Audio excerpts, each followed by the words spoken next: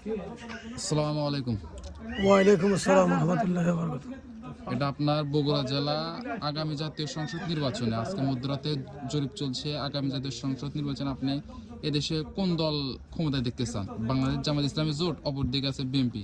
দুই দলের মধ্যে আপনি কোন দল ক্ষমতায় দেখতে চান? আমরা বাংলাদেশ জামাত ইসলামকে ক্ষমতায় দেখতে চাই।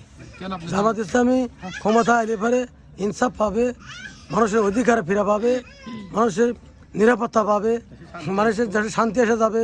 ইসলাম পাকিস্তান যারা রায় দিবে এ দেশটা চাঁদাবাজ থাকবে না, সন্ত্রাস থাকবে না, দুর্নীতি থাকবে না, তারপরে অফিসার থাকবে না, অন্যায় থাকবে না, জুলুম থাকবে না, মানুষ অতি আরামে নীরবে থাকবে।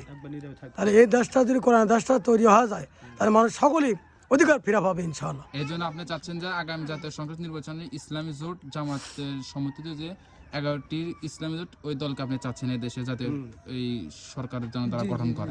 যে যাতে সরকার গঠন করে 11 দল ইসলামী ঐক্য জোট যাতে সরকার গঠন করে, যাতে মানুষের মৌলিক চাহিদা অধিকার ফিরে পায়। ধন্যবাদ আপনাকে।